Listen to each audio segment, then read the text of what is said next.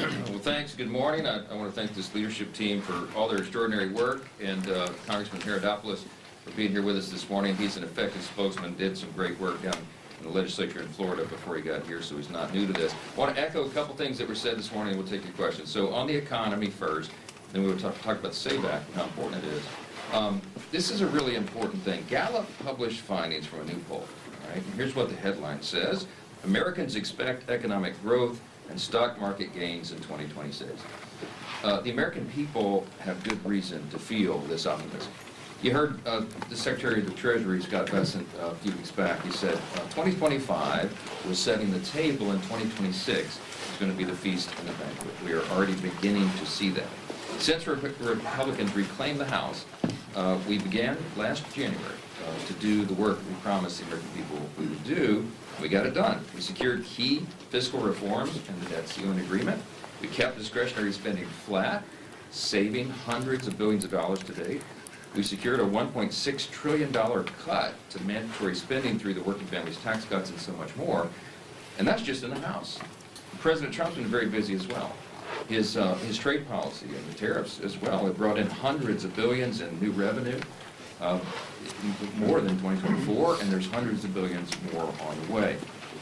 President Trump's policies have reoriented global trade, resulted in trillions in commitments for foreign direct investment here, a reduction in the trade deficit, and all-time highs for U.S. exports.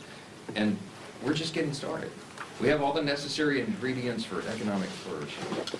And the combination of the House Republicans' efforts to restore fiscal sanity, President Trump's trade agenda, and the pro-growth, pro-energy policies in the working families tax cuts have reignited a supply-side growth surge that nobody can deny. You're watching the economic growth numbers that are off the charts. It's going to be over 5%. I think 5.4% is the estimate for what Q4 would finally yield, and Q1 of this year is expected to continue that surge. And we think that's going to happen all the way through the year. And so do the voters, so do the American people, according to the polls. Under Republican leadership, the U.S. economy has consistently grown and far exceeded all the expectations that they told us that they would happen. The CBO and others were way off.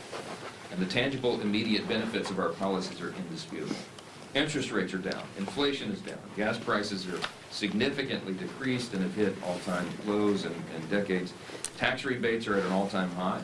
You've got tens of millions of American families will be able to keep more of their money in their own pockets, and all of that is by design. We made promises, we're keeping our promises. By every conceivable metric, Americans are better off today under Republican governance than they were under the Democrats, and these trends are only going to continue. The Democrats keep talking about affordability. Republicans are delivering it. That's the theme. That's what happens here all the time. Democrats give you lots of talking points. And a lot of the outlets in the media amplify their messaging. But we are delivering actual results. We're not just talking about it, we're doing it. And that's what people see. Let me talk about the Save America.